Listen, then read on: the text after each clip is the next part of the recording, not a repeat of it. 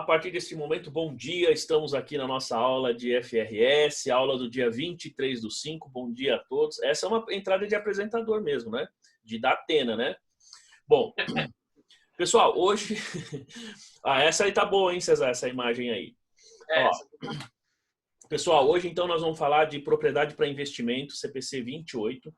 É assim, não é digamos, uma norma tão complexa, mas é uma norma que eu diria que muita gente confunde os procedimentos que devem ser utilizados, tá?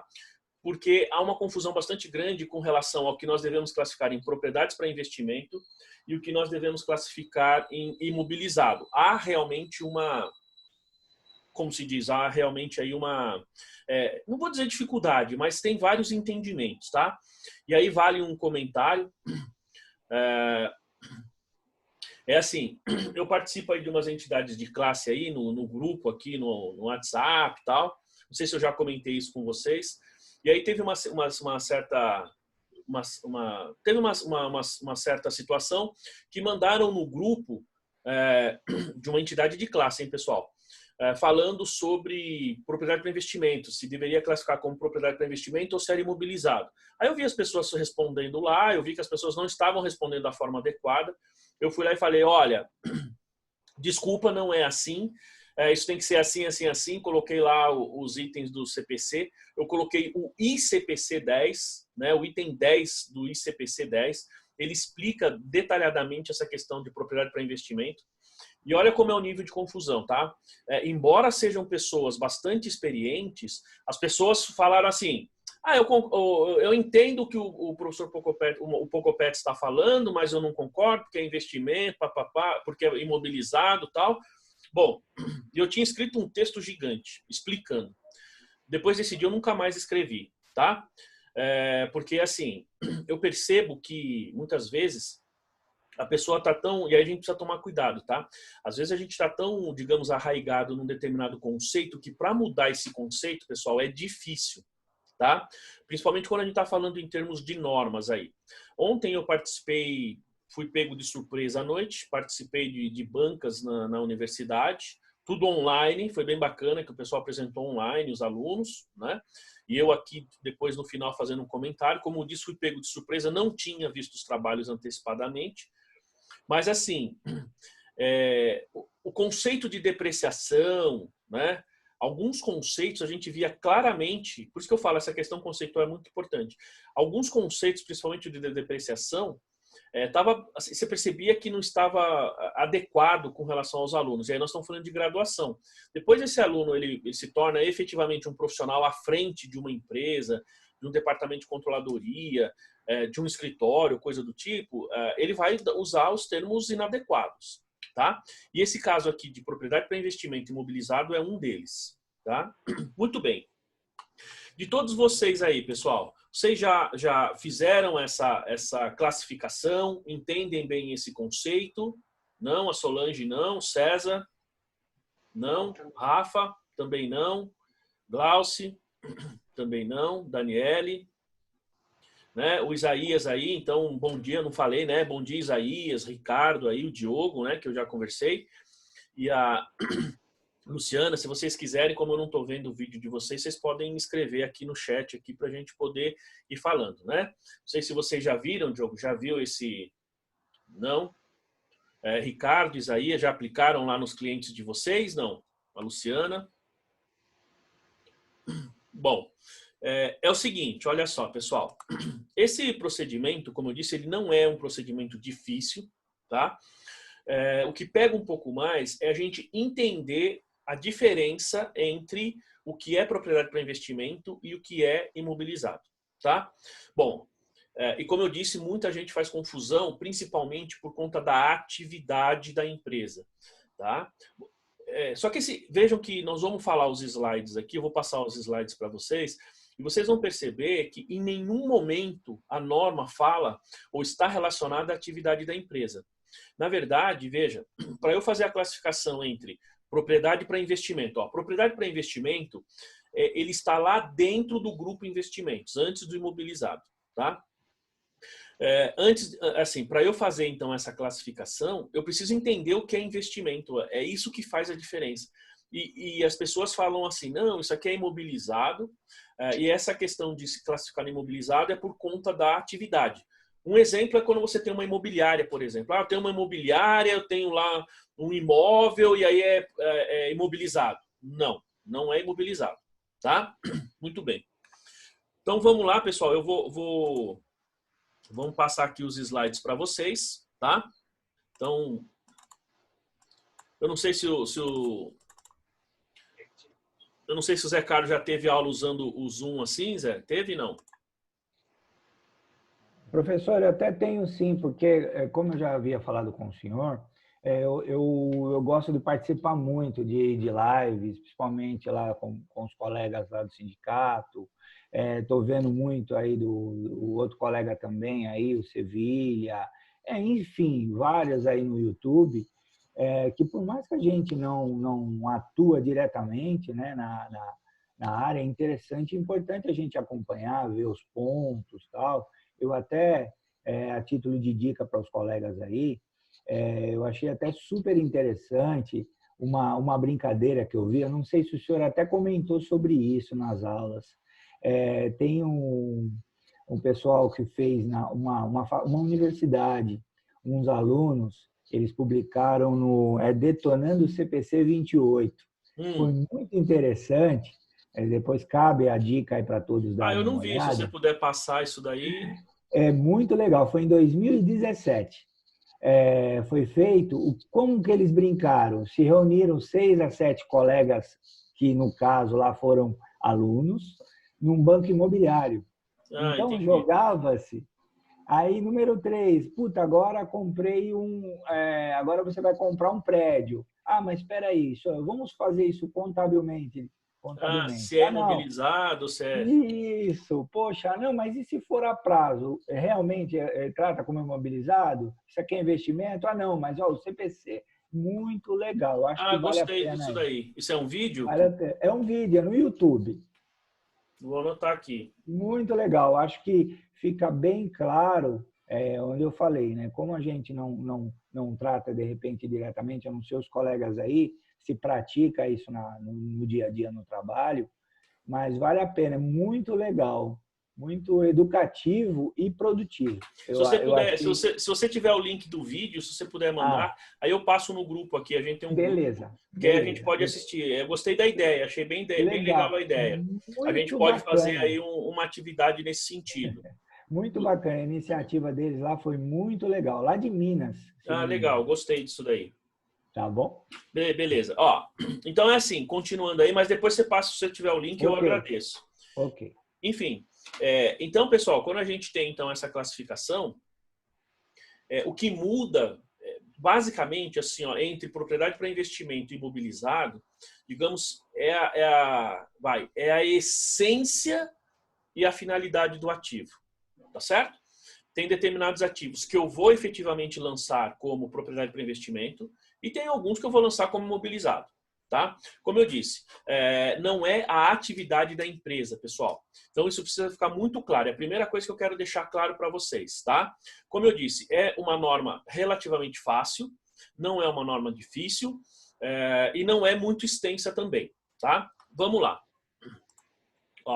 Então a gente tem aqui. Então, vamos lá, deixa eu só eliminar aqui as imagens de todos. Bom, então, pessoal, nós temos aqui, então, o CPC 28, propriedade para investimentos, tá? Como eu disse, nós não tínhamos necessariamente antes das normas brasileiras de contabilidade delas entrarem em vigor em 2008, algo semelhante. Isso aqui ficava... o fato de não ter antes de 2008 é um dos itens que gera um pouquinho essa confusão nas pessoas até hoje, tá? Então, hoje, a gente tem, digamos, um pouquinho dessa dificuldade, como eu disse, porque esse conceito já vem muito arraigado nas pessoas, um pouco falta de, não vou dizer, talvez entendimento de como você aplicar o CPC 27 imobilizado, que a gente deve falar na semana que vem, muito provavelmente, pelo menos está no nosso cronograma, tá? E aí a gente faz então essa classificação errada. Vocês vão perceber isso daí ao longo aqui da apresentação, tá? Bom, então o CPC 28, propriedade para investimento. Nós temos aqui, ó, então, qual que é o objetivo desta norma aqui? Então, ele fala aqui, ó, o objetivo é estabelecer o tratamento contábil de propriedades para investimento e respectivos requisitos de divulgação. Bom, aqui nesses slides, pessoal, é assim, ao longo da apresentação a gente vai perceber, basicamente, quando chegar lá no finalzinho e falar da apresentação, vocês vão perceber o que precisa ser apresentado. Ele tem, se você vai olhar a norma, ela é extensa, ela é grande, muito extensa em termos de divulgação. Mas a forma como eu resumi, a gente, se não me engano, está em 1, 2 slides, 3 no máximo, é suficiente para a gente entender o que a gente tem que divulgar. Mas veja que ele fala o conceito de estabelecer o tratamento contábil. Como eu disse, antes de 2008, nós não tínhamos, pelo menos eu não me lembro, de um tratamento específico para esse tipo de atividade. Então, ficava um pouco perdido, imobilizado, investimento e tal, né? Tanto é, pessoal, que eu tenho quase certeza que vocês que fizeram contabilidade um pouquinho mais, já faz um pouquinho mais de tempo, né? Tenho quase certeza que quando falava o que é investimento, as pessoas falavam assim: investimento em outras empresas, ações de outras empresas e obras de arte. Não eram esses os exemplos que vocês tinham ou não? Não, a Solange está dizendo que sim. Tiveram esses exemplos, não? Sim. Porque assim, fala, não, então o que você tem de que é investimento? É ações de outra empresa e obras de arte. E na verdade não é, pessoal. Obra de arte não necessariamente é investimento, tá? Porque se eu estou falando no museu, é imobilizado, faz parte do acervo, é imobilizado, percebe? Então, a gente tem que tomar um pouco de cuidado com a questão da atividade da empresa, embora não é a atividade que defina aqui a questão do CPC 28, tá? E nós vamos perceber isso. Bom, então esse pronunciamento, ele trata do tratamento contábil e o respectivo requisito, aquilo, o mínimo que a gente tem que usar na divulgação. Outra coisa, esse procedimento deve ser aplicado no reconhecimento, ou seja, na hora que você adquire esse investimento, na hora que você faz a aquisição dele, na mensuração, tá? Ou seja, na mensuração pode ser na mensuração no momento do reconhecimento inicial, que basicamente no momento da aquisição nós vamos ver que ele vai ser a custo, né? A custo histórico. Depois você vai ter a questão da mensuração posterior, que aí você tem 2 critérios que a empresa vai escolher, e depois a divulgação deles, tá? Então, basicamente, esse é o objetivo desta norma aqui. Aí ele fala aqui, ó, então, o que essa norma alcança, né? Ou seja, o que está excluído, digamos assim, do alcance desta norma. Então, ele fala lá, ó, ele fala esses 2 itens, pode ver que aqui ele já começa a entrar nos conceitos, tá? São esses 2 itens, ó, ativos biológicos relacionados com a atividade agrícola. Por quê? Por que ele fala aqui do ativo biológico, pessoal? Primeiro que o ativo biológico ele pode estar no meu lá imobilizado, ele pode estar dentro do meu estoque, e a mensuração do meu ativo biológico vai ser valor justo. Uma das valorizações, uma das mensurações que nós temos aqui no ativo, na propriedade para investimento, é valor justo. Então, provavelmente ele coloca isso aí como exclusão de forma bem direta, justamente porque o critério de mensuração posterior é o mesmo. Tá? Quer dizer, é o mesmo? Não, pode ser o mesmo, não é o mesmo, pode ser o mesmo. E aí, então, ele exclui, porque propriedade para investimento é uma coisa bem diferente do que nós temos aí em termos de ativo biológico. E outra coisa são os direitos sobre as reservas minerais, tal como carvão, petróleo, tal. Por quê? Existe uma norma sobre esse procedimento aqui. Esta norma ainda não foi regulamentada, ainda não foi votada, então aqui cabe ainda os procedimentos que sempre foram utilizados, né? Mas não é propriedade para investimento. Então, esses 2 itens aqui estão fora de propriedade para investimento, tá? Muito bem. Quando a gente vem aqui, então, nos conceitos, ó, alguns desses conceitos, pessoal, vocês já viram, já estão acostumados com ele, tá? O primeiro deles aqui, então, é o valor contábil. Então, ó, é o montante pelo qual o ativo é reconhecido no balanço patrimonial. Então, esse conceito é básico, a gente já viu, provavelmente, lá nas outras normas. E é assim, ele trata especificamente do valor que você está reconhecendo no momento da aquisição. Então, a gente chama aí de valor contábil. Lógico que o valor contábil, ao longo do tempo, ele muda, pessoal. Então, na aquisição, como ele fala aqui, então, o valor contábil é o valor que você está adquirindo. Mas, evidentemente, esse valor contábil, se eu tiver perdas ao longo do tempo, então ele fala assim, o que é o valor contábil? É o meu custo de aquisição menos depreciação, amortização ou exaustão, certo? Menos perdas estimadas que você tiver. E aí o que sobra ali é o seu valor contábil. Neste caso especificamente, vejam que ele está dando como valor contábil o montante pelo qual o ativo é reconhecido. Então, a gente só tem que deixar claro que assim, você tem um reconhecimento na aquisição, logo no início, e o reconhecimento posterior, ou seja, os itens posteriores. Então, inicialmente, ele sempre vai ser reconhecido pelo custo, que é o que está no item seguinte aí. Tá bom? Tudo bem, pessoal? Mas o que é propriedade para investimento, então? Bom, vocês querem que eu faça aqui um spoiler aí antes da gente avançar? É o seguinte, ó. Propriedade para investimento, pessoal, são 2 itens que as empresas possuem, né? Antes de avançar nos conceitos, porque eu falando antes aqui, eu vou falando, depois vai ficar um pouco mais claro para vocês. São 2 itens. Primeiro, terrenos, tá? E imóveis. Eu sei, pessoal, que imóvel é terreno, tá? Ou seja, desculpa, terreno também é um imóvel. Porque é imóvel porque não sai do lugar, por isso chama imóvel, né? Então, na verdade, são terrenos e edificações. Mas quando eu falar imóvel, então entenda-se edificações, o prédio, a construção, tá bom? Porque eu vou falar terrenos e imóveis, para a gente diferenciar. Porque senão fala, poxa, ele está falando terrenos e imóveis, os dois são imóveis, né? Mas só para a gente diferenciar. Porque senão depois o Rafa briga comigo aí e tal, né? Enfim. Pessoal, então quando eu tenho edificações, construções e terrenos que eu uso para locação ou eu uso para valorização. Ponto. Isso é propriedade para investimento. Pronto, acabou a aula aqui. É isso só. Né? Ou seja, esses 2 itens, pessoal, eles são considerados propriedade para investimento. E nós vamos entender o porquê.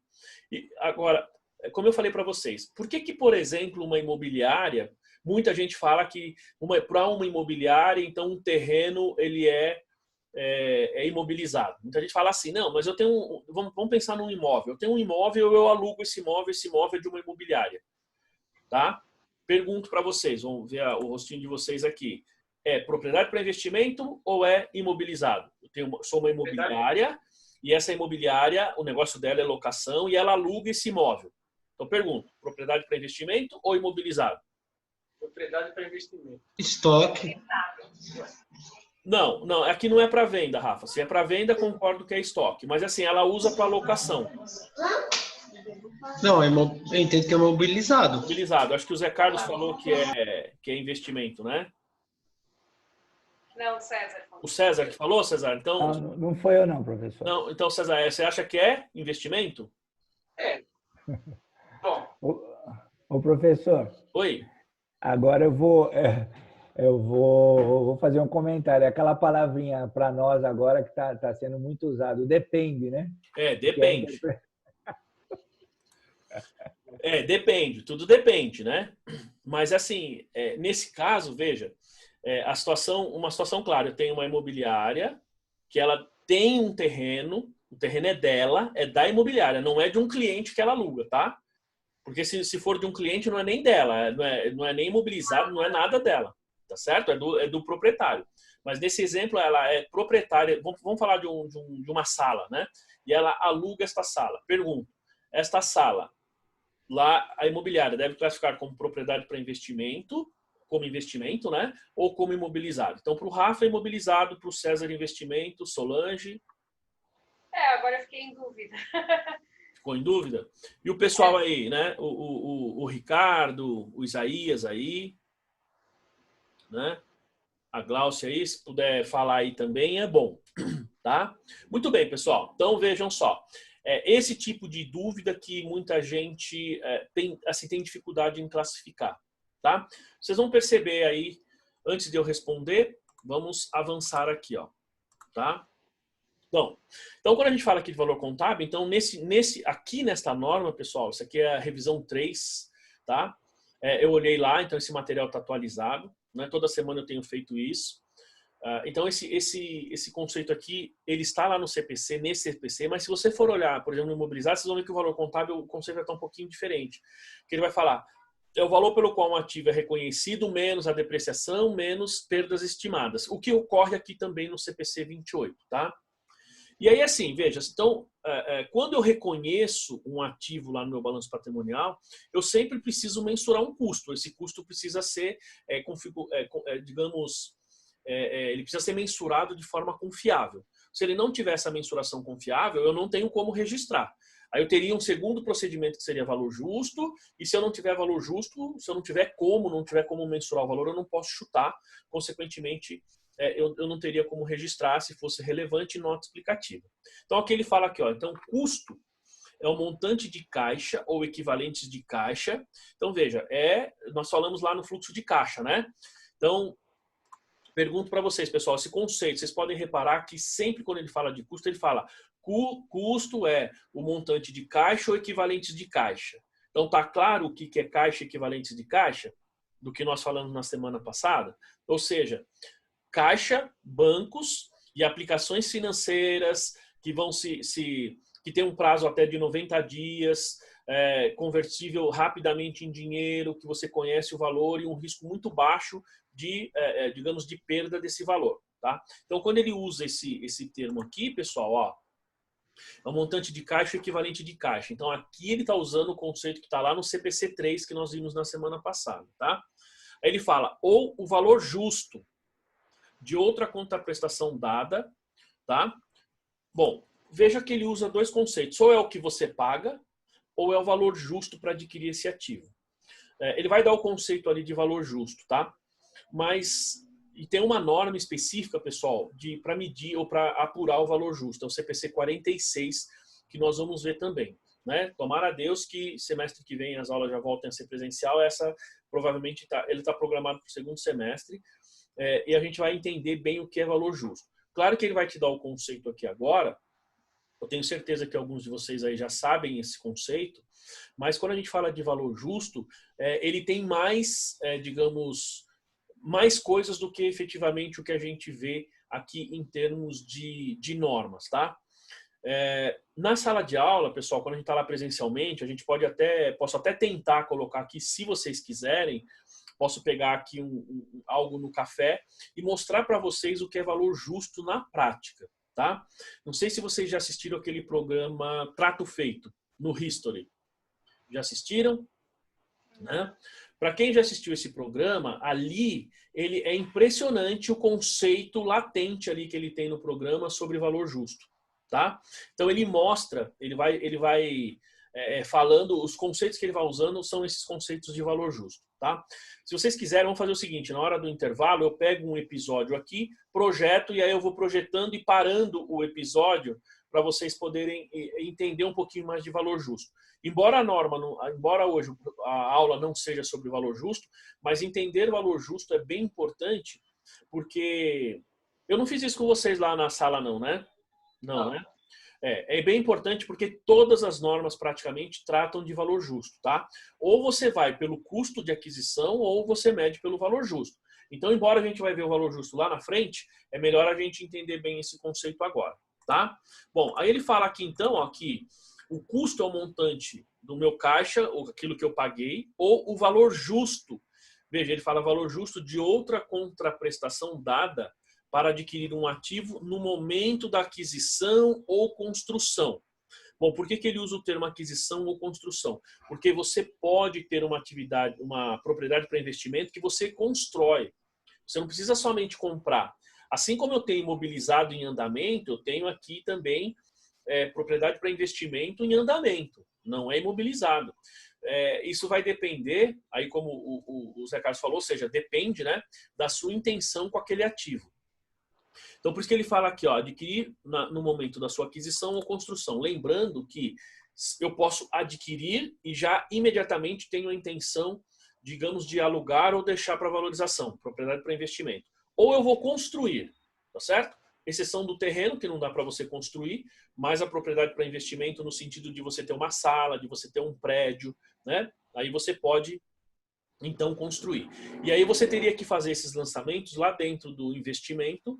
À medida em que você vai construindo, ele vai sendo investimento e não imobilizado em andamento. Não, né, imobilizado em construção, esse tipo de coisa, como muita gente classifica aí. Bom, então, ó, no momento da aquisição ou construção, ou, quando aplicável, o montante atribuído àquele ativo quando inicialmente reconhecido em consonância com requerimentos específicos de outros pronunciamentos. Então, o que ele fala de custo, pessoal? O que você pagou, né? Ó, ou o valor justo de outra contraprestação dada para adquirir no momento da sua aquisição ou construção. Este ponto ele fala porque eu posso estar trocando o ativo, ou seja, eu posso pegar, eu posso fazer uma permuta de bens, e aí eu não necessariamente eu estou, digamos, trocando, eu não estou desembolsando caixa, nem equivalente de caixa, é uma permuta. E se tiver valor comercial, é uma coisa que a norma fala, tem que ter valor comercial, né? Então, tendo aí esse valor comercial, aí a gente consegue, então, considerar o valor justo, tá bom? Né? Bom dia aí, Marcelo, né? Acabou de entrar aí, tá conectando ali. Bom dia, Marcelo. Seja bem-vindo à nossa aula aí, tá? Bom dia. Tudo bem? Tudo bem? Desculpe o atraso aí. Tranquilo. Vamos lá, ó. Tá? Nós estamos no comecinho ainda. Tá bom, pessoal? Então ele fala aqui, ó. Então veja que quando ele fala de custo, ele fala de vários itens. Montante de caixa, equivalente de caixa. Valor justo. Valor justo ele entra quando você está fazendo uma permuta, ou muitas vezes quando você recebe uma doação. Você imagina, você recebeu uma doação e você não gastou nada por aquele ativo. Você não deu caixa equivalente de caixa. Então, efetivamente, você tem ali um valor justo. Eu tenho que registrar pelo valor justo, tá? Aí ele fala aqui, ó, isso para aquisição ou construção. Ele fala aqui, ou quando aplicar o montante atribuído àquele ativo quando inicialmente reconhecido em consonância com requerimentos específicos de outros pronunciamentos. Ele está falando isso aqui porque eu posso ter uma propriedade para investimento que inicialmente foi reconhecida porque veio de uma combinação de negócios, por exemplo. Então lá o CPC 15, ele vai falar assim, quando você tem uma combinação de negócios, tem que reconhecer pelo valor justo, tá certo? Mas veja, é uma norma específica que me dá a determinação de como reconhecer. Claro que ele bate aqui com o valor justo, tá? Porque eu estou comprando uma empresa e está vindo uma propriedade junto com essa empresa. Então, eu tenho um procedimento específico para reconhecer.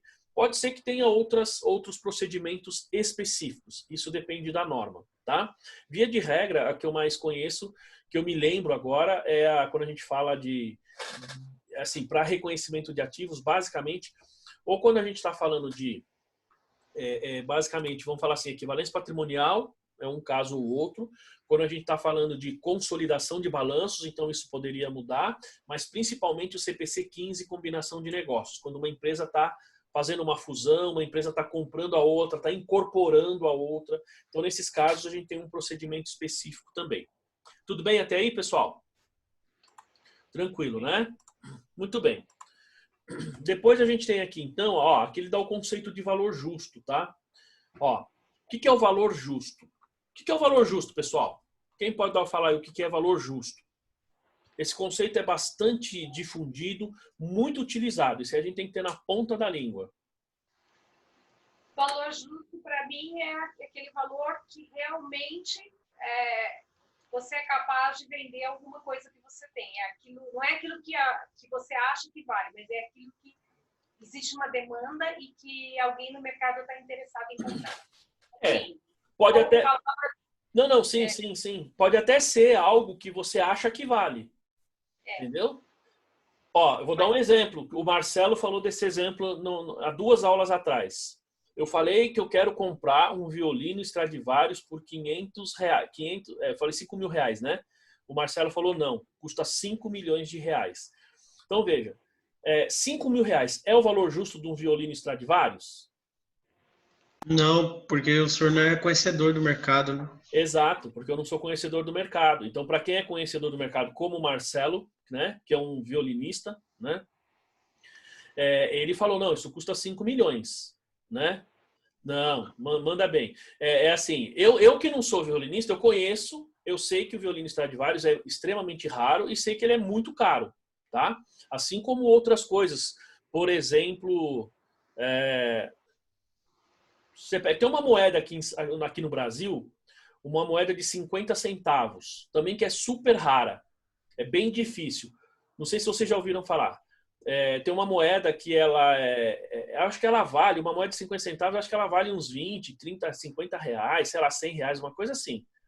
Por quê? É uma moeda comemorativa? Não, a Casa da Moeda errou, fez os 50 centavos sem o zero. Aham. Houve um erro na elaboração da moeda. Então, uma série dessas moedas de 50 centavos saiu sem o zero. Então, Era dentro da vírgula? Oi? O zero de que lado?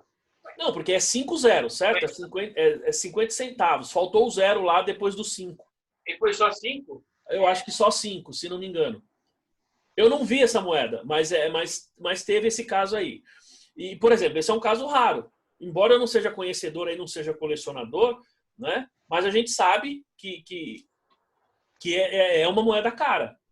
Assim como nesse programa uma vez, pessoal, do Trato Feito, o cara levou uma moeda lá, a moeda valia $1 milhão.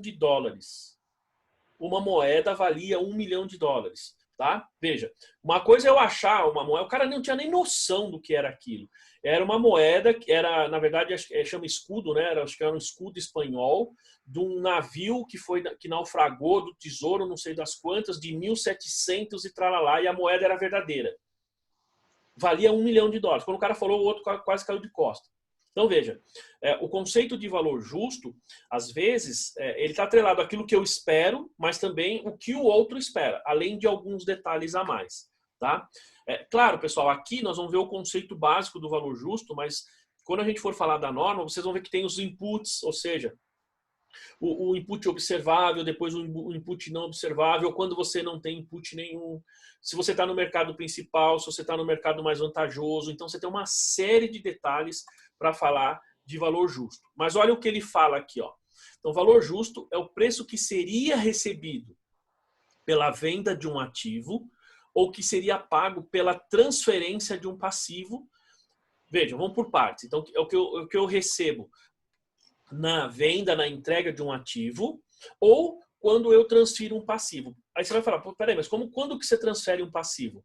Bom, primeiro, vamos pensar em duas situações. Quando eu faço um empréstimo, então eu estou, para o banco ele está tendo um ativo, mas eu estou recebendo ali, em tese, dinheiro, mas estou criando um passivo. Então essa é uma das situações.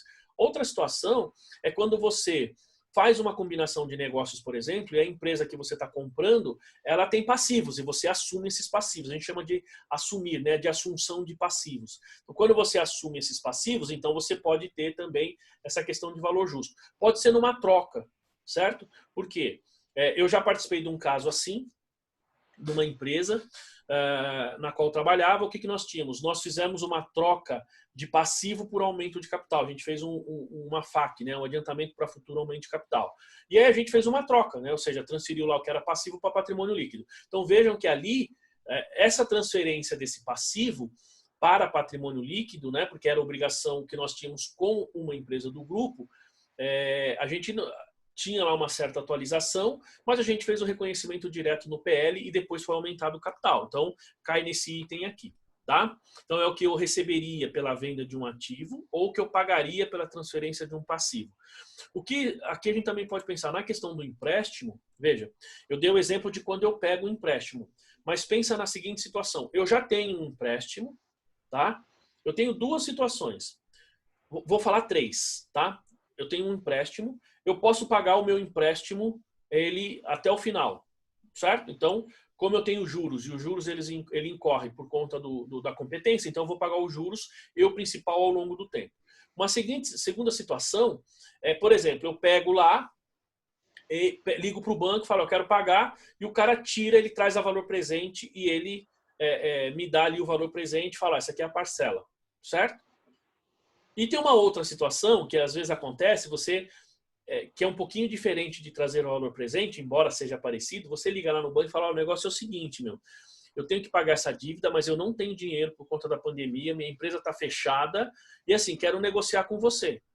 Já viram situações desse tipo? Aí você vai lá e negocia. Bom, muitas vezes, né, como dizem por aí, muitas das vezes, né, né? Muitas vezes, pessoal, quando você faz esse tipo de operação, o valor que vem para você pagar, ele é inferior ou ele é mais baixo do que efetivamente o valor presente. Já viram situações desse tipo? O Rafa está falando que sim ali, né? Por quê? Porque a negociação, o cara diminui mais ainda o valor do que se você estivesse trazendo a valor presente, tá? Então veja que aí eu tenho um valor, este valor que você fez na negociação, este seria o valor justo, desde que você esteja disposto a pagar. Vejam que é diferente de valor presente e é diferente de você pagar as parcelas, tá?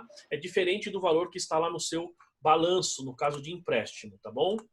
Bom, ó, que seria pago.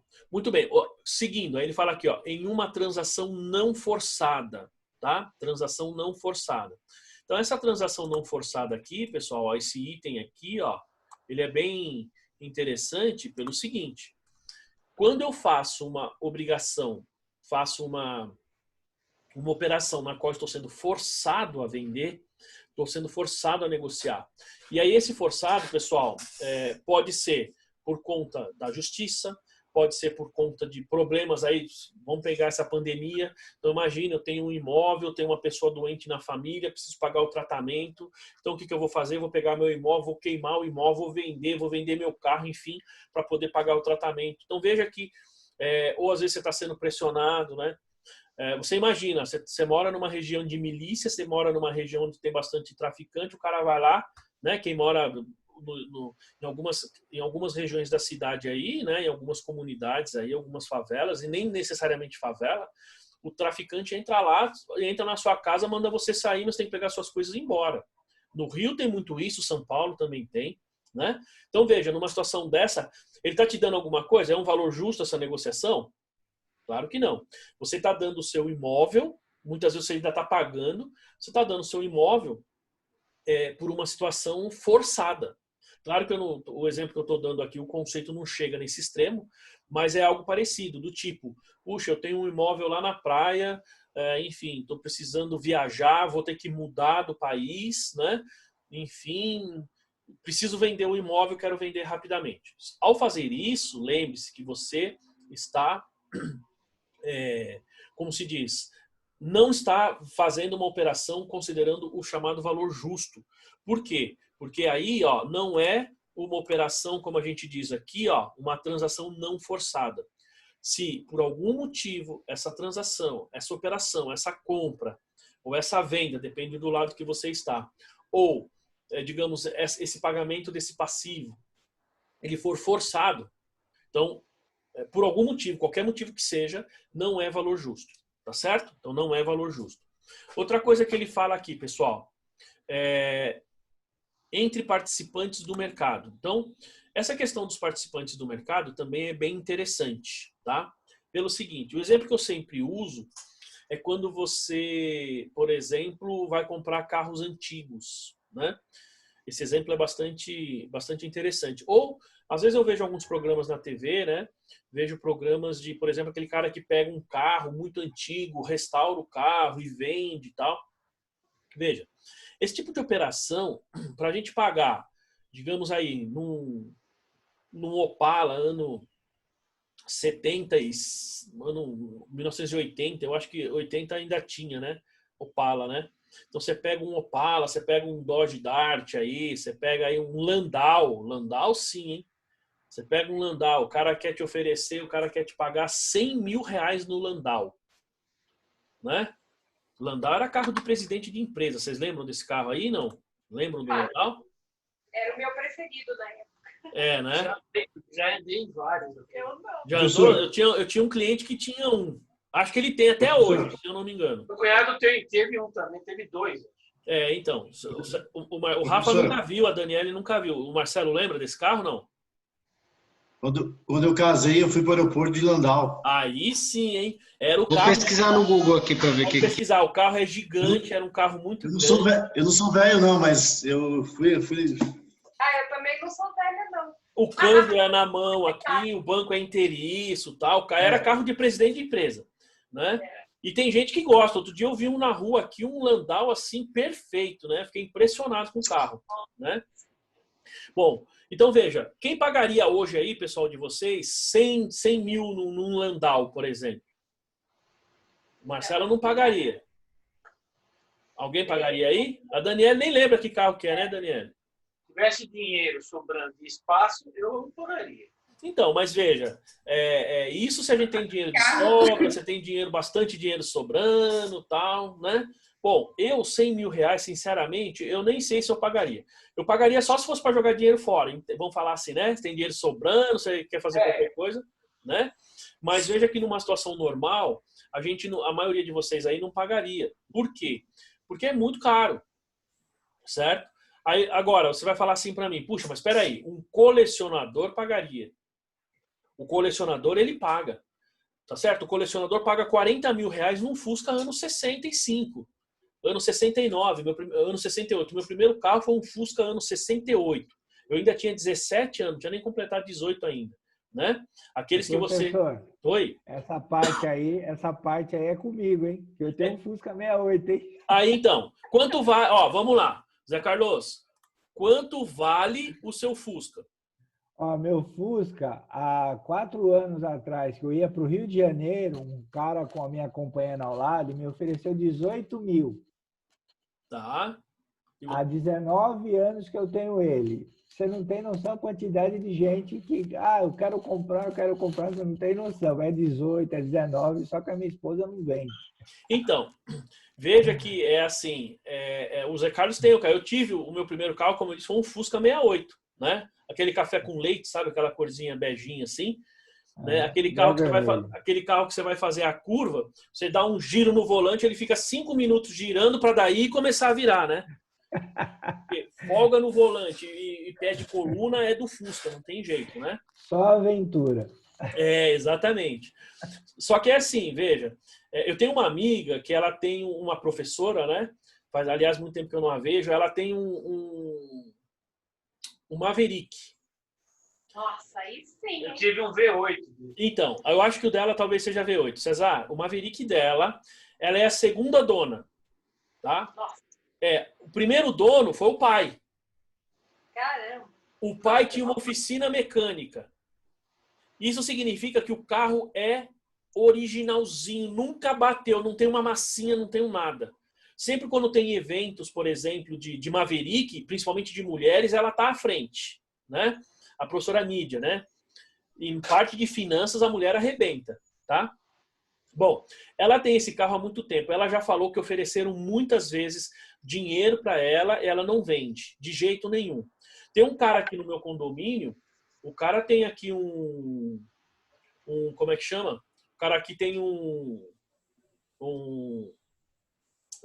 puxa vida, tem um Maverick aqui também, né? Ó, o Rafa colocou aqui a foto do Landau no grupo aí, pessoal. Para quem quiser ver aí, ó, tá no grupo lá a foto do Landau.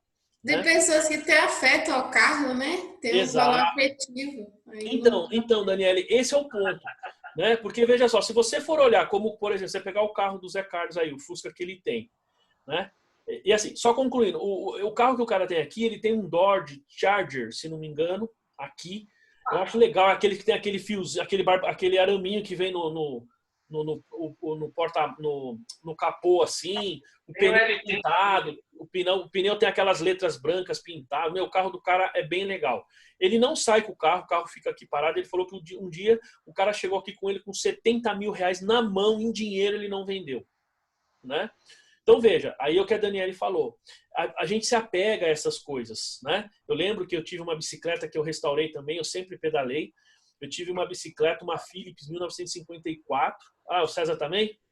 Tem uma Caloi 10, 75. Então, eu tenho uma Caloi 12 hoje, bem antiga também, que está lá no escritório. Tem uma outra bicicleta, uma GT Terra, bem antiga, o pneu original. Outro dia eu fui andar, o cara falou, meu, só esse pneu aí, cara, a hora que as pessoas, às vezes, os caras vão querer comprar sua bicicleta, né? Enfim, e é bem legal isso aí, né? E aí, se você for ver o preço desses itens, por exemplo, um Fusca, ele não... Pela tabela FIP, ele vai valer 3 mil reais, 4, 5 mil, não mais que isso. Mas percebe? Os caras dão lá 19, 20, dá 70. E um Landau desse aí, né? Se depois olhar o preço aí, pesquisar na internet, vocês vão ver quantas pessoas pagam nesses carros.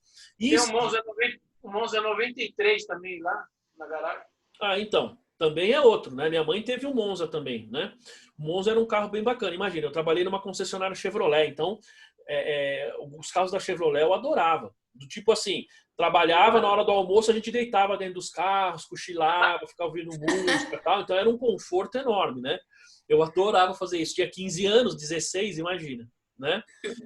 Enfim, então, ó, esse ponto que a Daniele falou, que a gente acaba pegando esse afeto pelos veículos, tá? Né? E isso é o que acontece muitas vezes aí com o colecionador ou com as pessoas que gostam do carro, porque ele cai nesse ponto aqui, ó. Então, a gente falou de transação não forçada entre participantes do mercado, tá? Participantes do mercado. Eu não tenho como pagar 100 mil, 70 mil reais num Dodge, embora eu ache um carro muito legal, tal, mas é assim, é aquele carro que você pisa, uma pisada, é 1 litro de gasolina, ele faz 1 por 1 muitas vezes, né? É 1 litro Até rodomoinho dentro do tanque. Oi?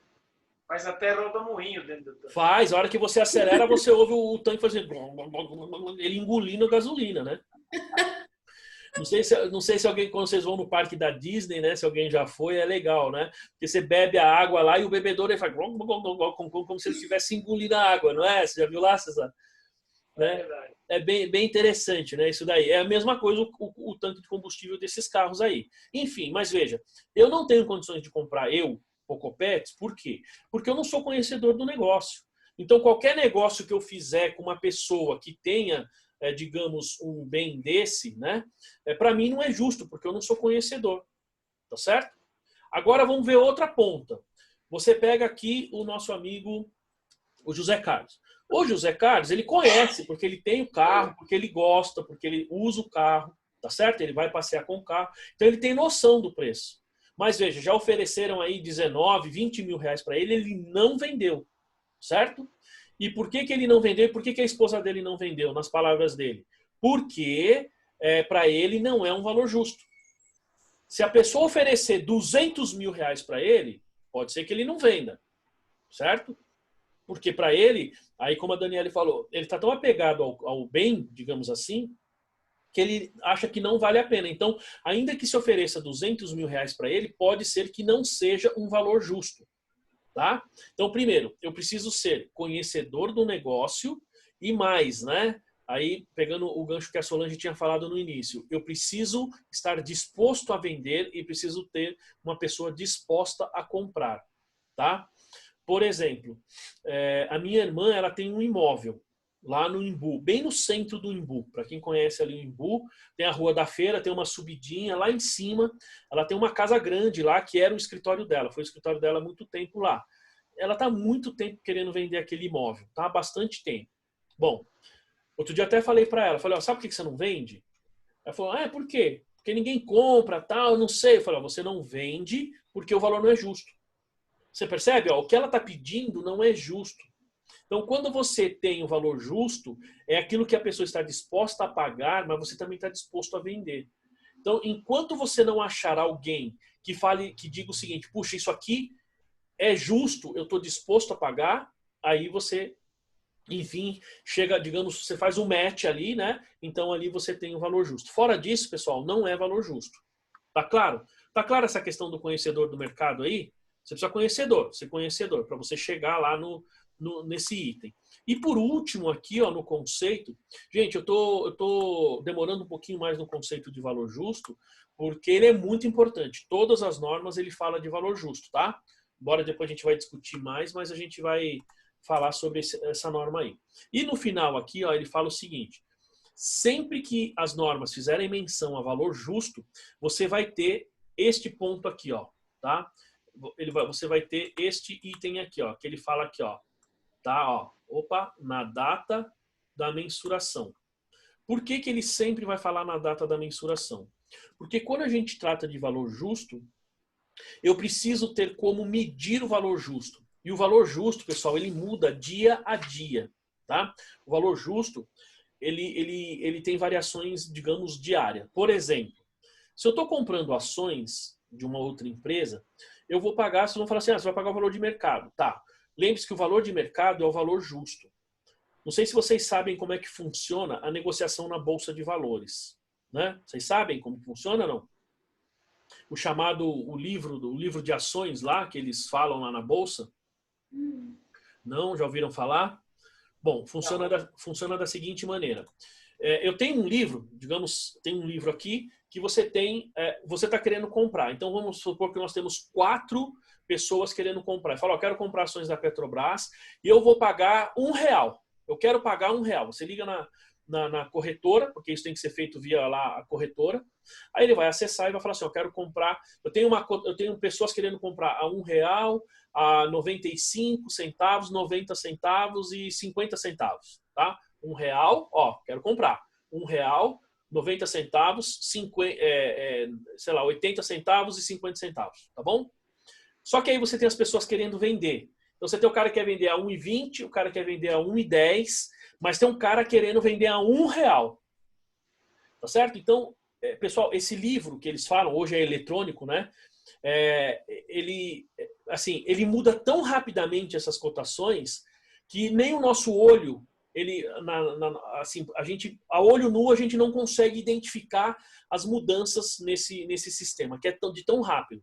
Ele é mais rápido do que uma piscada nossa, para vocês terem uma ideia. De tanta movimentação que está acontecendo, que acontece diariamente no mercado. Então, o que acontece? Imagina que você tem isso aqui descasado, ó, compra e venda, tá? Na hora que você apura o valor justo, então isso aqui, pumba, se iguala. A mesma coisa que uma pessoa quer comprar é o mesmo valor que você quer vender. Consequentemente, você chega no valor justo e a operação é feita automaticamente. É assim que funciona quando você está comprando ou vendendo ações. Esse é o procedimento lá da Bolsa, né? Mas veja, o quanto eu quero pagar e o quanto a pessoa quer vender é o valor justo, tá? E assim, e o valor das ações em média, porque o valor que eles mostram lá é uma média lá das pessoas querendo comprar e vender, aquele é o valor justo que você tem. Mas percebam que esse é o chamado input número 1. Tá? Por quê? Porque eu tenho uma cotação de mercado para esses itens. Se eu for comprar gado, por exemplo, como é que eu vou comprar? Qual o valor que eu vou pagar? Eu vou ter que ver o valor da arroba, certo?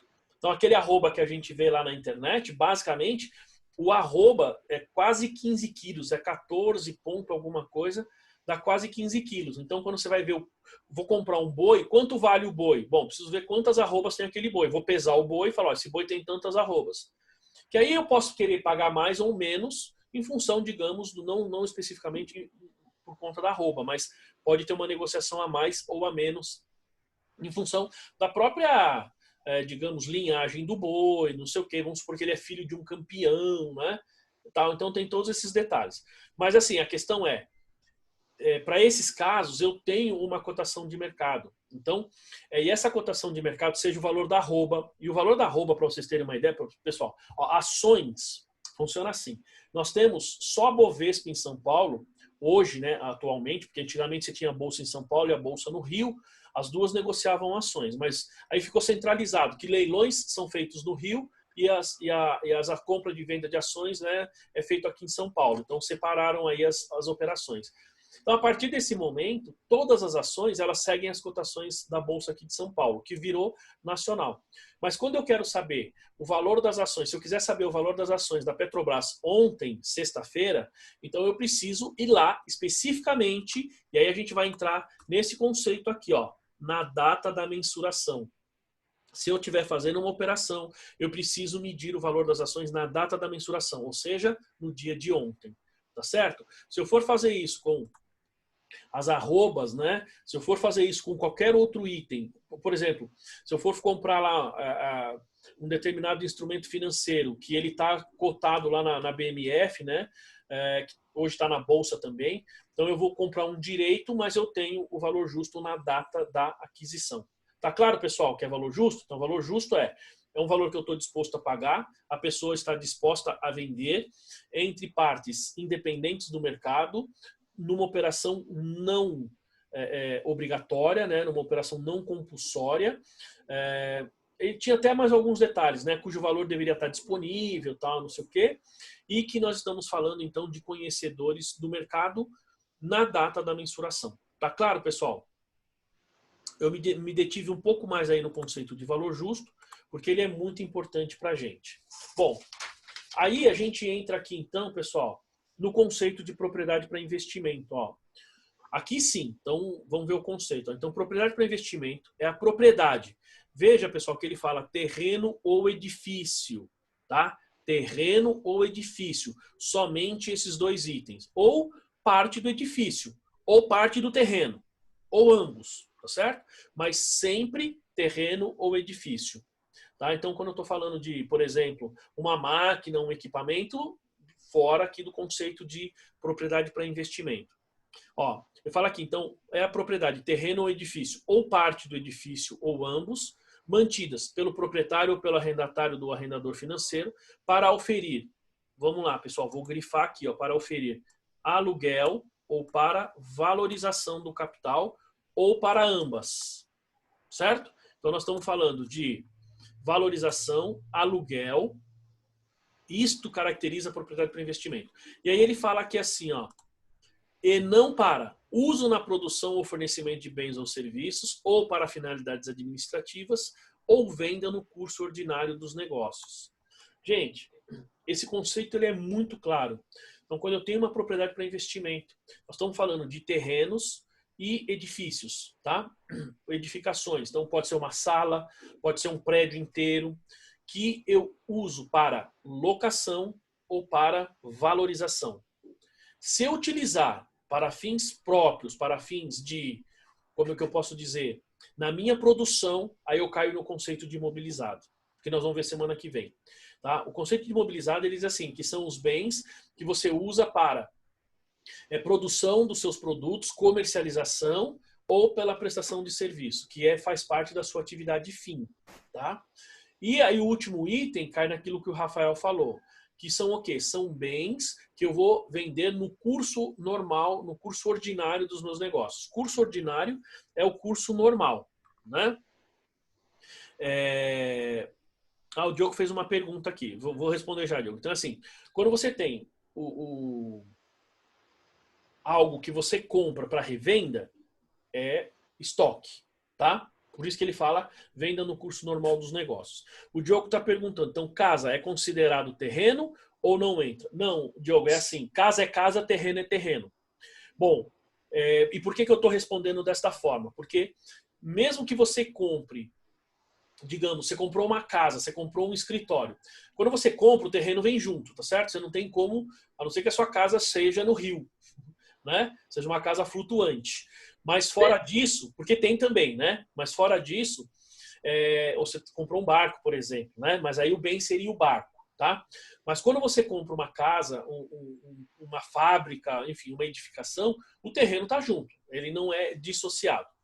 Quando você compra, muitas vezes, na escritura, tá?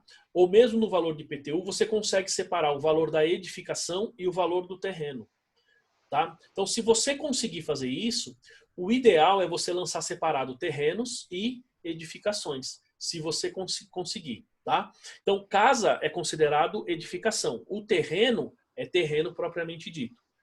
Bom, e a gente pode colocar isso junto, quando você compra uma casa. Você está chamando de casa, mas eu vou chamar de edificação, porque você pode comprar uma casa desde que seja para valorização, tá? Você pode comprar lá para fazer o seu escritório, enfim, você pode fazer para várias coisas, tá? Mas se você comprou para locação ou para valorização, como eu disse, o terreno vem junto, o ideal é você lançar separado. Agora, eu posso também comprar só o terreno, certo? Posso comprar só o terreno, e ao comprar esse terreno, eu posso considerá-lo também, eu posso comprar para venda, então seria estoque, posso comprar esse terreno para usar na minha produção, então seria imobilizado, e posso comprar para valorização, que seria a propriedade para investimento. Então, se eu sou uma imobiliária, comprei um terreno para revender, então estamos falando de estoque. Acho que esse é um procedimento claro, né? Quando eu estou comprando para usar, imagina que eu tenho a minha fábrica e comprei o terreno ao lado da fábrica para construir um estacionamento. Então vejam que eu comprei um terreno, só o terreno, fiz lá uma benfeitoria nele, às vezes nem fiz benfeitoria, já está plano, não asfaltei, não fiz nada. Simplesmente está lá para os funcionários pararem o carro ou para parar os caminhões, enfim. Então veja que eu comprei um terreno para uso. Então, estou falando de imobilizado. Agora vamos imaginar que você comprou um terreno, né? E esse terreno você fala assim, não, é uma boa oportunidade de negócios. Mesmo que seja na pessoa jurídica, tá, pessoal? A gente vê muitas vezes isso na pessoa física, mas na pessoa jurídica também pode acontecer. E eu não vejo com problema nenhum. Você viu uma oportunidade para comprar um terreno aí, no interior ou em outro lugar, então eu vou comprar esse terreno porque é uma oportunidade e daqui para frente eu vou vender esse terreno, então eu vou deixar ele lá. Você pode ser uma imobiliária, certo? Você pode ser uma empresa de investimentos imobiliários, uma empresa de consultoria imobiliária, enfim, você vê uma boa oportunidade, você não tem intenção de construir, você não tem intenção de usar no seu negócio, mas você tem intenção de deixar lá, valorizar e vender depois, né? Quem faz muito esse tipo de operação, pessoal, muitas vezes são prefeitos, tá? Sabiam disso? Tem muito prefeito que faz isso daí. Até onde eu fiquei sabendo, o ex-governador Quércia, ele fez várias vezes isso daí. O que eles fazem? O prefeito aí no litoral também, não sei qual prefeito aí, fez bastante isso. O que esses caras fazem? Eles veem que vão ganhar a eleição ou estão bem cotados para ganhar a eleição, eles pegam uma parte da cidade lá, que eles vão ser prefeitos, que está largada, abandonada, aí eles vão lá e compram os terrenos. Como não tem benfeitoria nenhuma, compra por um valor bem baixo. Aí o que eles fazem como prefeito?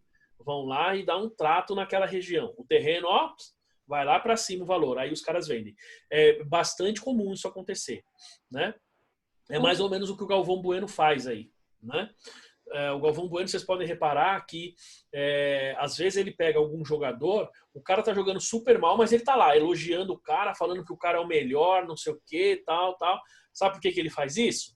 Porque ele tem uma empresa de investimento em jogador e muitas vezes aquele jogador que ele tá fazendo isso é um jogador no qual ele tem participação. Então ele, como narrador, joga o cara lá em cima, o valor do cara vai lá para cima e ele ganha depois dinheiro também na venda, né? Já ouvi falar que isso acontece e com bastante frequência, tá? Mas o fato é, comprei um terreno, comprei um imóvel, deixei para valorização, deixei para locação, propriedade para investimento. Se eu utilizar na produção, imobilizado. Se eu utilizar para finalidades administrativas, ou seja, para uso, imobilizado. Se eu for vender, estoque. Tudo bem, pessoal? Esse é o conceito, digamos, dentre os conceitos aí, o mais importante que a gente tem. Fala, Marcelo. Professor, pode falar. Hoje eu tô falando muito, hein, pessoal? Hoje eu tô meio embalado aqui, hein? Hoje eu tô meio embalado aí. É o novo visual aí. Você viu aí, né? tá igual os Opala na descida que tem que pôr na banguela para não gastar muita gasolina. É verdade, é isso mesmo. Né? O Opalão tinha que fazer isso aí, né? Porque gastava tanto que não valia a pena nem acelerar. Deixa eu perguntar, professor, se eu comprei um terreno, sou empresa, comprei um terreno, e se eu for vender ele dentro do ano, aí eu não posso colocar ele como investimento? Não, vamos lá. Você tem uma diferença com relação... Mas assim, você comprou para venda? Você já comprou com a intenção de vender? Por exemplo, eu como empresa comprei um terreno, mas eu sei que ele vale mais, eu estou comprando para revender já logo em seguida. Tá bom. Qual que é o seu negócio? Isso faz diferença. Qual que é o seu negócio? Na contabilidade. Não, tá. Então vamos lá. Quando eu digo o seu negócio é assim, porque vamos supor que você é uma imobiliária. Então, aí a resposta é simples, é estoque. Tá? Você comprou para revenda, é estoque. Ainda que você demore um pouquinho para vender. Agora, se você é um escritório de contabilidade, a empresa lá do Marcelo, tá? E você viu um terreno, uma oportunidade de negócio, então você comprou para revender. Bom, quando a gente fala de investimento, ele está lá dentro do não circulante, né? Ele está no não circulante porque a gente entende que vai demorar para realizar mais de um ano, acima de um ano, né? Então, nesse caso, se você pretende vender em menos de um ano, eu não sei se valeria a pena registrar lá embaixo no investimento, porque lá é não circulante. E veja, você já comprou com a intenção de venda num período inferior a um ano, correto? Então, nesse caso, eu criaria uma conta no meu ativo circulante, se a sua intenção for essa mesmo, né? No não circulante como investimentos temporários. Não deixa de ser um investimento.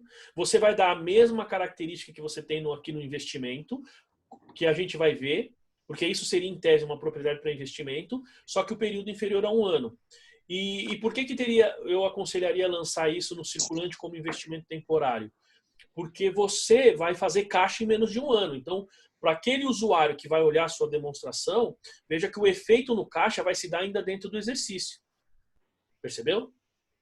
Então, eu classificaria dessa maneira. Ah, tá. Entendeu? Agora, se você tem intenção de vender, mas quando? Não sei. Comprei, vou deixar lá, aí você coloca investimento. Se isso, claro, vamos supor, você pode também, são duas situações. Primeiro, essa que você citou.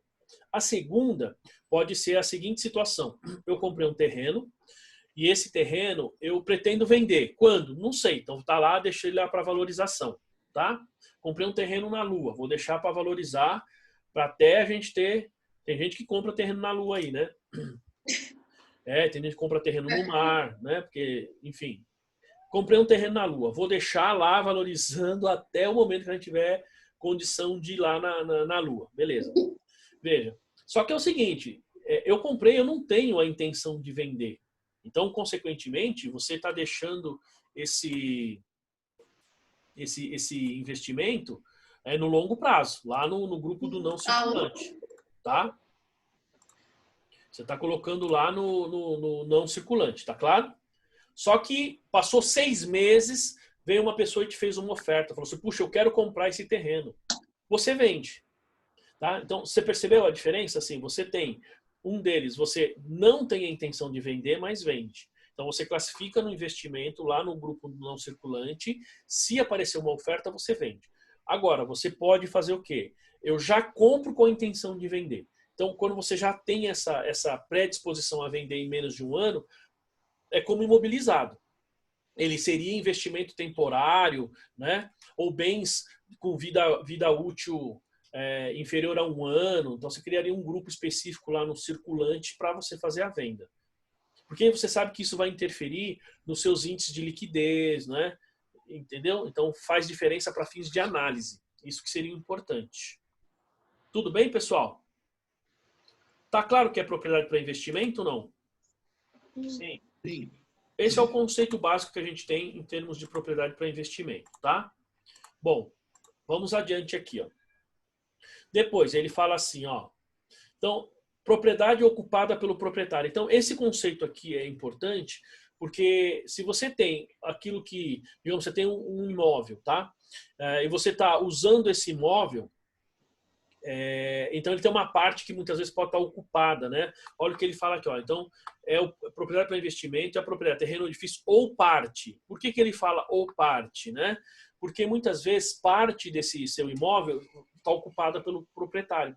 E ele vai falar várias vezes esse termo lá na norma. Então ele fala assim, ó, propriedade ocupada pelo proprietário é a propriedade mantida pelo proprietário ou pelo arrendatário como ativo de direito de uso, né?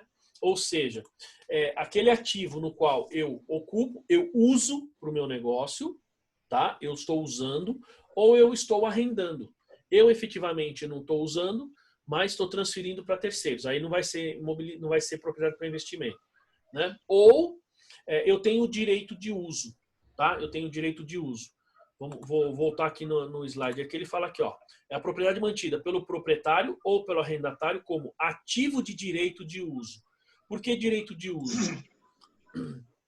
Pelo seguinte, porque às vezes eu tenho lá um imóvel alugado, eu estou alugando, veja, eu sou o locador, desculpa, eu sou o locatário, tá? Então eu estou pagando o aluguel do imóvel. Então veja que nesse caso eu tenho direito de uso. Então eu não posso considerar como propriedade para investimento, tá? Agora, eu sou o locador, eu tenho o imóvel, eu alugo uma parte. Imagina que eu tenho 5 salas, eu uso uma e alugo 4. Então vejam que eu preciso fazer aí, nós vamos ver aí um procedimento específico. Professor, Oi, pode falar. tem muita empresa que, às vezes, criam empresas de tipo, como se fosse uma imobiliária, vai. Tá. Que alugam o prédio para a própria empresa que eles são donos. Então, isso aí, Marcelo, muitas vezes é feito para querer, por exemplo, digamos, burlar imposto de renda, esse tipo de coisa. Tirar dinheiro da empresa e pagar um aluguel que não... O problema é o seguinte, o que acontece nesses casos? Eu tenho um cliente aqui, ele tem o galpão é enorme. tá? É uma fábrica que é bastante grande. Cara, não é gigante, mas é considerável. A empresa é lucro presumido. E o imóvel é dele, está na pessoa física dele. Ele cobra o aluguel do imóvel da empresa. Pergunto, pode fazer isso? Pode, produção? Ó, minha produção aqui está falando que pode, né? Pode, mas pode nos seguintes casos. Olha só. Quando que isso pode acontecer? Quando eu cobro o valor de mercado. Tá certo? Então, veja, o galpão é enorme. O aluguel desse galpão seria, no mínimo, de 5 a 10, 15 mil reais. E ele cobra R$1.000 por mês. Percebeu? Então, ele está cobrando abaixo do valor que seria, digamos, o valor de mercado. Tá? Então, como ele está cobrando abaixo do valor de mercado, pergunto, teria algum problema nesse caso? Não, nesse caso não tem. O problema é que, muitas vezes, esse caso que o Marcelo falou, a gente percebe, vê isso muito na prática. O cara tem lá um imóvel que o aluguel seria R$5.000, por exemplo. Então, ele passa isso para uma outra empresa, para outra empresa administrar e cobrar. Só que, assim, isso a gente chama de DDL, né? Distribuição disfarçada de lucros. Né? Professor, pode falar. Deixa eu aproveitar o gancho do colega Marcelo aí, com relação a esse tipo de coisa. A gente, por exemplo, a gente vai saber a classificação, conforme o CPC, tal, mas cabe aí também uma nota explicativa por que eu estou falando isso. Eu não sei se eu estou na mesma linha de raciocínio, tá? Porque, principalmente em escritório, você às vezes tem lá aquela entrada, aquela classificação, e você precisa, o ano seguinte, ou no exercício seguinte, você está mencionando isso. Olha, isso é realmente para propriedade, para investimento. Porque eu sei que vai estar lá linkado lá no balanço. No balancete, sim. Mas isso aí precisa ficar muito bem claro, porque nem sempre em escritório você tem isso. Em mãos, entendeu? Uma coisa é você dizer esse tipo de coisa numa empresa grande que o próprio diretor, a gestão, em ata, está mencionando lá, não, isso é para esse fundamento. Já no escritório de contabilidade, primeiro você recebe as informações, aquele trabalho árduo, né? Eu não sei se os colegas acabam tendo esse tipo de situação. Entendeu? Eu não sei se eu me fiz claro aí. Não, sim, então, eu vou dividir, Marcelo, o Zé Carlos e a do Marcelo em duas etapas. A primeira é a seguinte. Primeiro, quando a gente tem esse tipo de, digamos, de operação na qual o sócio ele transfere esse bem para um determinado empresa para depois cobrar e cobrar acima do valor, independentemente de ser a empresa, independentemente de ser o sócio, pessoal, isso é indedutível para fins de lucro real. No lucro presumido ou no simples, se você tiver uma situação dessa e o fiscal pegar, ele vai entender isso como prolabore e ele vai te autuar, tá? Entendeu, Marcelo? Esse é o risco que você tem nesse tipo de operação. Quando você deu uma saidinha aí, né? Eu dei aqui o exemplo de um cliente que ele tem a seguinte situação, é o oposto. Ele tem um imóvel, o imóvel dele é grande, ele poderia cobrar um valor muito maior, tá? Mas ele cobra um valor mais baixo. Por quê? Ele falou assim, eu não vou tirar dinheiro da minha própria empresa. Ele falou, não preciso disso, porque a empresa é dele mesmo. Então, quando a empresa é grande, depois eu distribuo o lucro, para mim está tudo certo, ele faz direitinho. Agora, quando você tem esse tipo de operação, a gente tem o chamado DDL, que é distribuição disfarçada de lucros. Ou seja, e aí você não está querendo pagar o imposto muitas vezes na pessoa física ou coisa do tipo. Então tem que tomar um pouco de cuidado. No outro aspecto, o que o Zé Carlos falou, que eu acho também bastante importante, a gente que está no escritório e tal, quando você faz uma classificação em propriedade para investimento, lógico, que se for relevante, normalmente você tem que colocar em nota explicativa. E mais, a gente precisa colocar sempre, né? Todo ano você precisa colocar esse valor lá na nota explicativa para fazer essa divulgação. O que acontece é que nós temos a dificuldade no escritório que o cliente não avisa, o cliente não fala, ele não tem a intenção. Ou melhor, a gente não sabe a intenção. Às vezes, né, o Marcelo tem escritório, o César lá e a Solange estão montando, a Daniele aí, né, o próprio Isaías aí, o Ricardo aí, o pessoal, o Diogo também que atendia bastante gente, enfim, todo mundo aí, né, a própria Luciana, enfim, estão sempre atrelados aí a escritório de contabilidade. E nós temos a dificuldade de receber essa informação. O meu ponto de vista, nós temos que ser, em tese, conservadores nesse caso. Se você não sabe se é propriedade para investimento ou se você não sabe se é imobilizado, lança como mobilizado. Certo? Tá? Em última análise, você lança como mobilizado. Agora, porque muitas vezes, né, a gente chega para o cliente e fala assim, qual que é a intenção que você tem com esse imóvel? Ah, sei lá, vou usar, vou alugar. Mas você vai pedir detalhes, o cara não sabe te dar detalhes. Né? Ou às vezes nem dá porque não quer mesmo te dar detalhes. Também tem isso. E às vezes fica até bravo quando você fala. Fica. Acha que você quer referir no tem casos aí. Quantas vezes a gente já ouviu os colegas falarem aqui, pô, professor, eu peço lá, o cliente fala que não vai mandar extrato porque não é da minha conta ver minha movimentação bancária. Ô, professor, e até um outro comentário aí, né? Você escuta assim o seu cliente dizendo, não, você que é meu contador, você que sabe o que você que manda aí. Entendeu? Desculpa, pessoal. Não, mas está certo.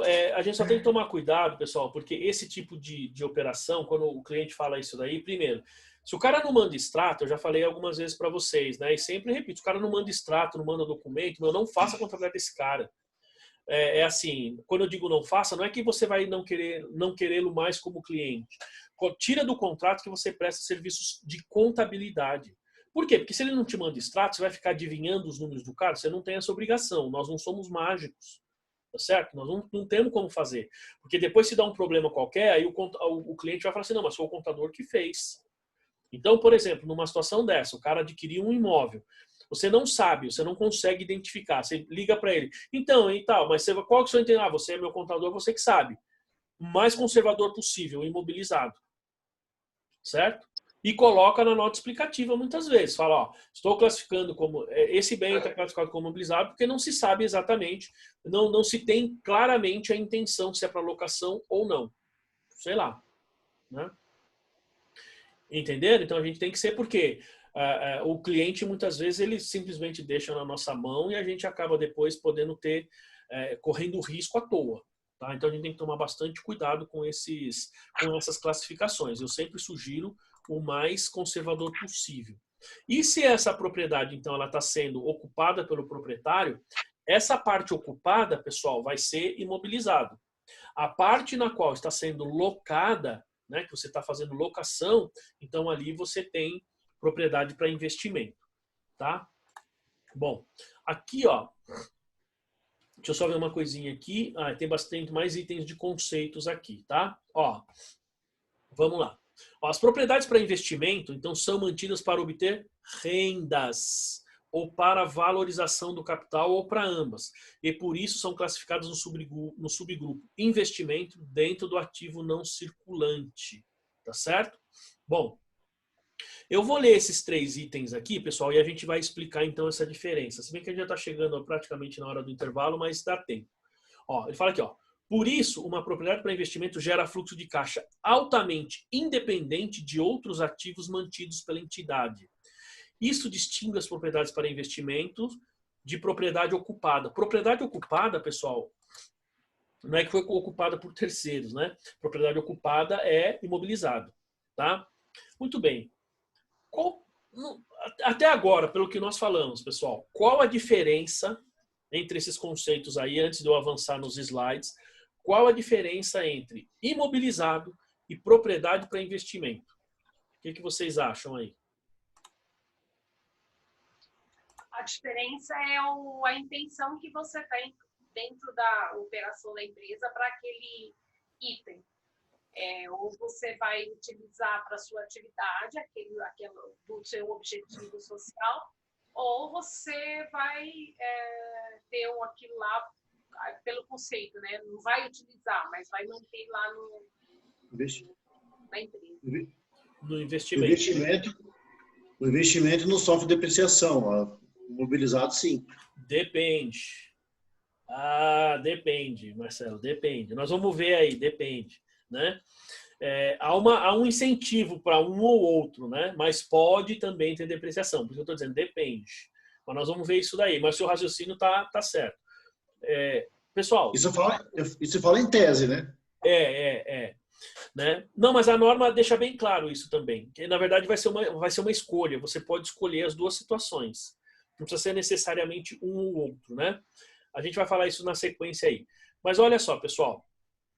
Quer ver? Propriedade para investimento, ó, deixa eu ver aqui o próximo conceito aqui, né? Ele fala aqui, opa. Aqui estou compartilhando outra coisa, ó. Bom, então as propriedades são mantidas para obter rendas ou valorização, tá? Então lembra, Marcelo, são classificadas no subgrupo investimento e não no ativo não circulante. Mas se o seu prazo de venda ou de realização é inferior a 1 ano e você não é uma imobiliária, porque aí seria estoque, então seria algo classificado como investimentos temporários no circulante. Por isso, uma propriedade gera fluxos de caixa altamente independentes dos outros ativos, tá? E aqui ele fala que é isso que distingue, tá? Ó, veja o que ele fala aqui, pessoal. Ó, a produção ou fornecimento de bens ou serviços, ou uso de propriedades para finalidades administrativas, que é um dos itens que vai separar imobilizado de propriedade para investimento, ele fala aqui, ó, gera fluxos de caixa que são atribuíveis não apenas às propriedades, mas também a outros ativos usados no processo de produção ou fornecimento. E aí ele fala aqui do CPC 27, ó, ativo imobilizado aplica-se a propriedades ocupadas pelos proprietários, e o CPC 6, ele fala aquelas que são mantidas como arrendamento, como ativo de direito de uso. Bom, esse item aqui, pessoal, então a gente está reforçando cada vez mais o que é uma propriedade para investimento. Nós temos o seguinte, quando eu tenho um imóvel e eu uso ele para locação, tá? Veja, como que ele gera fluxo de caixa? Eu pergunto, eu preciso de outros ativos para gerar fluxo de caixa ou não? Ou ele gera fluxo de caixa sozinho? Né? Que bom, fico feliz, Deus me deu aqui me iluminou e eu entendi bem a palavra aqui agora, hein, Marcelo? Aí sim, hein? Bom, é o seguinte, ó, essa palavrinha aqui que está escrito aí, ela muda totalmente o nosso, o conceito, né, a diferença, deixa bem claro a diferença entre um e outro. Vou pegar um exemplo aqui. Por que máquinas, equipamentos, né, e outros bens... Pergunto, vou pegar máquinas e equipamentos e vou dar um outro exemplo depois que vai ficar bem legal a discussão. Máquinas e equipamentos são propriedade para investimento ou não? O que vocês acham? De modo geral, são imobilizados. Pode o quê, Solange? De modo geral, máquinas e equipamentos é um imobilizado. Então, mas por que não poderia ser propriedade para investimento? Porque não é difícil ter terreno. Ela não é independente, né? Ela depende de uma operação coordenada para gerar rendimentos, para gerar receita. Isso. Então, como o Diogo está falando, o imobilizado faz parte da operação. Isso complementa o que a Solange está falando. Oi. Eu não posso alugar uma máquina dessa para ter também investimento? Como investimento, não. Não seria investimento. Vamos lá, eu vou reforçar esse conceito. Fala, Marcelo, você ia falar, eu te cortei. Não, eu ia falar que o Diogo falou. Então, o que o Diogo está dizendo, né, é que assim, que o imobilizado faz parte da operação. Então, César, nesse caso, quando eu tenho uma máquina, quando eu tenho um equipamento, quando eu tenho alguma coisa que eu estou usando na minha produção, veja, ele não gera fluxo de caixa sozinho. A máquina não gera fluxo de caixa sozinho. Na máquina, ainda que você faça a locação dessa máquina, eu vou ter que produzir essa máquina, mas ela vai depender do imóvel para estocar, vai depender dos equipamentos da administração para que eu faça a venda, vai depender da estrutura do estoque para armazenar e para entregar. Você entendeu? Na verdade, esses itens que não são terrenos ou edificações, sozinho, eles não geram fluxo de caixa. Eles vão gerar um fluxo de caixa considerando toda a operação, né? Como o Diogo falou, o imobilizado faz parte da operação. Ele não gera caixa individualmente, certo? Ele tem toda uma cadeia, né? Tem todo um procedimento, desde a entrada da matéria-prima. Quando ele entra na matéria-prima, então você tem a estrutura física do estoque. Você requisita, vai para a produção. Então você tem o uso das máquinas, máquina 1, máquina 2, máquina 3. Né? Veja que você precisa de toda uma... Oi? Conceito de linha de montagem, né? Exato. Na linha de montagem você não tem um monte de máquinas, equipamentos. E outra, você terminou o produto, ele está no seu estoque. Você ainda depende da parte administrativa, da parte de vendas. E ali você está falando de computador, você está falando de móveis, utensílios. Percebeu? Então, Logística. Logística, os caminhões para entrega, tudo isso. Ou seja, sozinho, uma máquina, um equipamento, um item desse não gera fluxo de caixa. Vou dar um outro exemplo para vocês, para confundir. Imagina, eu estou lá na Localiza. Vamos falar na Movida. Vamos pegar a Movida como exemplo. O Marcelo, acho que você deixa o carro lá no estacionamento também, né, Marcelo? Não sei se é o Zé Carlos, não lembro quem que deixa o carro lá no estacionamento. Eu sempre alugo na Movida, né? Então, vamos pegar o exemplo então do Marcelo que aluga na Movida aí. Pergunto, para a Movida, para a Rent a Car, para a Localiza, né? Esses veículos que eles têm lá, podem ser veículos pequenos, podem ser caminhões, van, qualquer coisa, ônibus. Pergunto, é imobilizado ou não? É imobilizado. Certeza? Eu entendo como não. Então vamos lá por partes. A Solange falou que é imobilizado. O César falou o quê, César? Eu acho que é propriedade para investimento. Tá. Solange, é certeza que é imobilizado ou não? Faz parte da operação, eu estou entendendo isso dentro, pelos conceitos. Enfim, o César acha que é propriedade para investimento. Sim. Tá lá. Fala lá, Zé. Você ia falar? Eu entendo como não também. Como imobilizado. Não é propriedade, isso. Tá bom. Marcelo, o que você tinha falado? Não é. É imobilizado. Não. Tá bom. Diogo aí, né? Ó, o Diogo tá falando que é estoque, Diogo, para a Localiza, que ela tá alugando o veículo. Quem mais aí? O Ricardo, Isaías, estou sentindo vocês muito quietos aí hoje, né? A própria Daniela, e aí? Pode até ser, realmente. Hoje a Marta, infelizmente, não entrou aí. Bom, vamos lá, pessoal. Esses itens, né? Então, vamos lá. O Diogo está dizendo aqui que é estoque. Neste momento, Diogo, não é estoque, porque quando ela compra os veículos para locação, então, neste momento, ainda é imobilizado. Não é propriedade para investimento, tá? Bom, e por que isso? Porque nesse momento ela ainda não tem a intenção de venda. A partir do momento que ela fala assim, não, vou vender esses carros, e a gente sabe, pessoal, que as locadoras, elas estão vendendo os carros, a cada 2 anos, mais ou menos, né?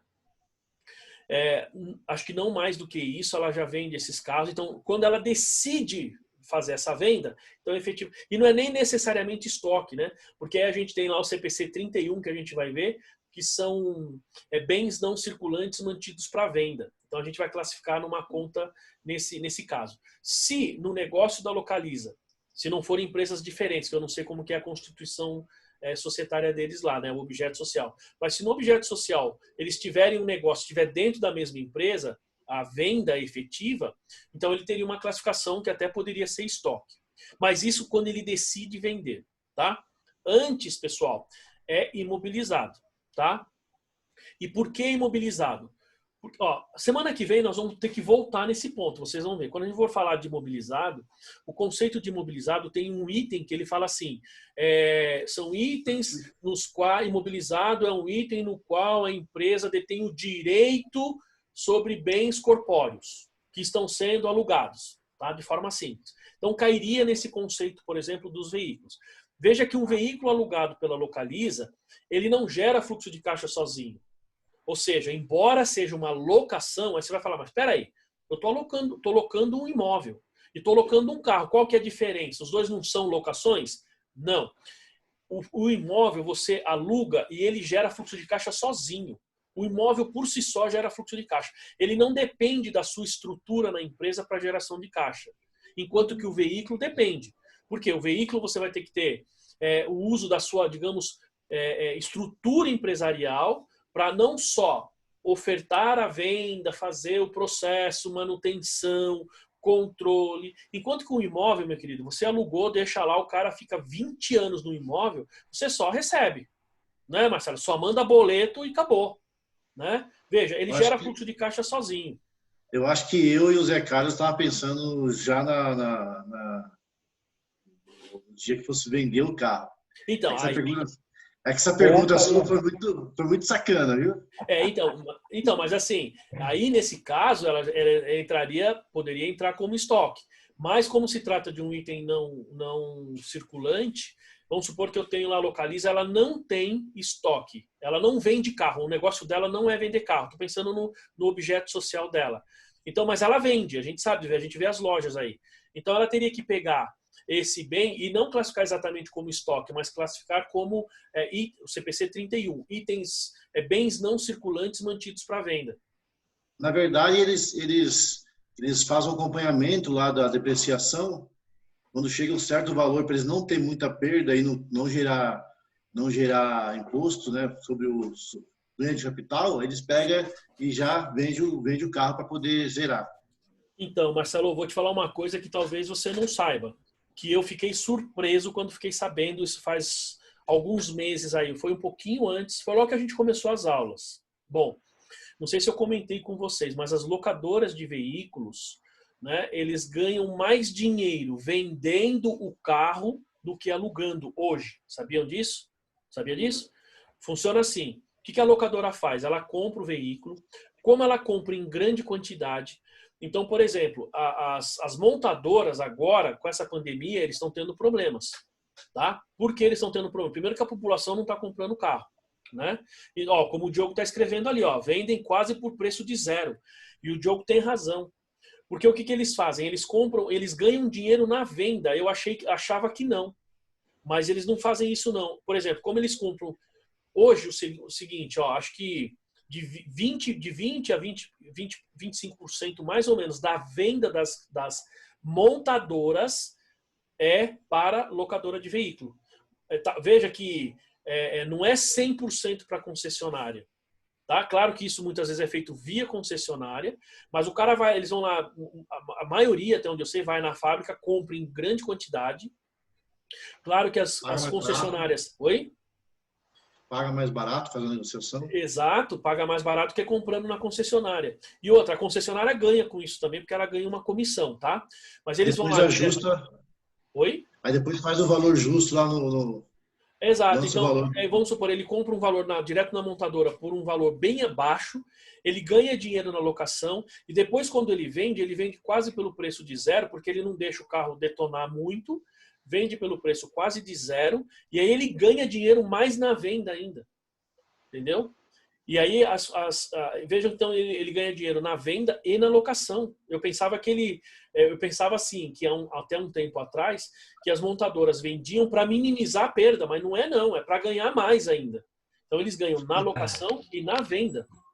Professor, se você parar para analisar, faz muito sentido, porque, por exemplo, na hora da compra, peraí, com 500 carros eles estão comprando a custo de R$9.000. Isso. R$9.000 vale o carro hoje, certo? Ele usa em 2 anos esse carro, ele locou esse carro a cada R$100, R$200, um exemplo, por cada locação. Daqui 2 anos ele vai vender, quanto que vale aquele carro? O carro, você comprando ele na loja, valeria 20 mil. Só que como ele pagou 10, se ele vender a 12, ele ainda está ganhando. Obviamente. Exatamente, exato. Mas aí cai uma coisa que o Diego falou, eles vendem um preço relativamente alto, porque não é barato, mesmo sendo carro de locadora. Né? Os preços são altos. E aí, assim, os caras ganham bastante dinheiro. Né? Enfim, então vejam, essa diferença entre propriedade para investimento e outros bens que são alugados não é a questão da locação, tá, pessoal? Primeiro, a questão da natureza do bem. Ou seja, que, primeira característica, ele gera fluxo de caixa sozinho, o imóvel e o terreno. Tá? Enquanto que os outros bens, mesmo que alugado máquinas, equipamentos, eles precisam digamos, da relação, né, da sinergia dos outros ativos para gerar fluxo de caixa. Essa é a primeira característica. Tudo bem, pessoal? Deixa eu só ver aqui onde nós paramos aqui, né? Tá, então aqui a gente vai dar alguns exemplos, mas vamos então parar para tomar um cafezinho, tá bom, pessoal? Beleza? Tá bom. E aí a gente volta então daqui, 20 minutos nós estamos fazendo, né? Daqui então, 9h20 a gente está de volta, o link é o mesmo, tá? Professor, Diga lá. você ensinou esse esquema aí para Solange lá para o César? Porque eles estão na praia lá, parece. Tirou a praia. Ah, é verdade, você viu lá, né? Depois nós vamos para outro quarto aí. Depois. Olha lá, você viu? Repara que tem até um cara surfando lá atrás. Tô vendo lá. Ó, tem até tem um iate lá. Você viu que o iate dele tá parado lá no fundo lá, né? Tá lá. Depois E nós aí? vamos para Nova York. Depois nós vamos para Nova York. Eu vou pegar. E eu aqui na sala de aula, aqui sozinho, tá vendo? Faz 2 horas que aquela onda tá lá e não sai de lá. Bom, beleza então, pessoal. 9h20 estamos de volta aí, tá bom? Enfim. Tá bom. Tá bom.